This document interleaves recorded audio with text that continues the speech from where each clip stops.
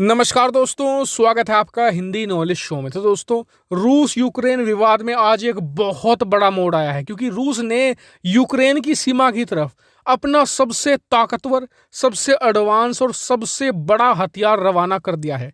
इतना ही नहीं, इसी के साथ रूसी राष्ट्रपति व्लादिमीर पुतिन ने इस बार सीधी यूक्रेन को चेतावनी दी है कि हमें पता है कि यूक्रेन को नाटो अपने ग्रुप में शामिल करना चाहता है।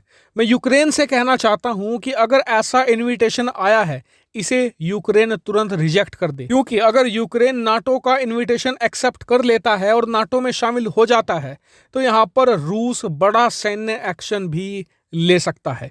तो ये एक बड़ी वार्निंग है और सीधी यूक्रेन को दी गई है। और पुतिन ने साथ ही इस बात को भी निश्चय किया है कि जो मेरी ये धमकी है ये खोखली ना लगे।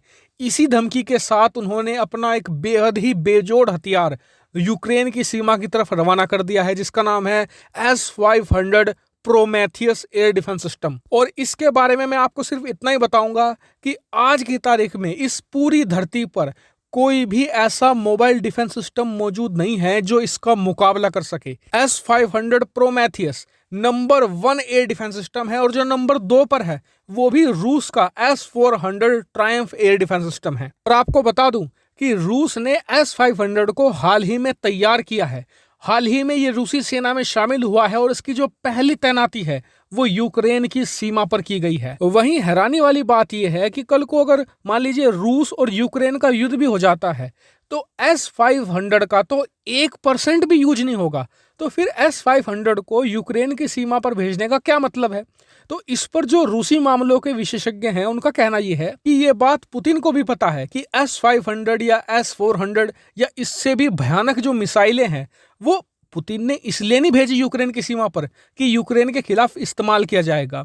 दरअसल इनका मकसद ये है कि पश्चिमी देशों को डराया जा सके कि कल को अगर हम यूक्रेन की जमीन कब्जाने की कोशिश करते हैं या यूक्रेन पर आक्रमण करते हैं तो आप दूर रहिए, वरना आपके लिए भी हमारे पास काफी ज्यादा असला मौजूद है। और इसीलिए आपने देखा होगा कि 1 महीने पहले व्लादिमीर पुतिन ने जहां पर 20-30 हजार सैनिक तैनात रहते थे यूक्रेन की सीमा पर, वहां पर 1,70,000 फौजी तैनात कर दिए थे। जबकि अगर कल को रूस यूक्रेन का युद्ध भी होता है तो रूस को मुश्किल से 20 से 25 हजार सैनिक ही काफी होंगे।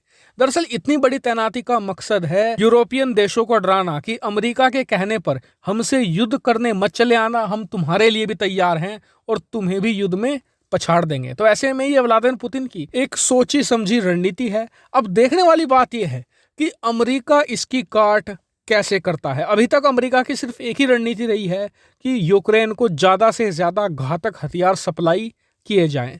आपका हालांकि इस पूरे मामले पर क्या मानना होगा, कमेंट करके जरूर बताएगा। चैनल को सब्सक्राइब जरूर कीजिएगा। फिलहाल वीडियो में इतना ही। Thank you very much for watching video.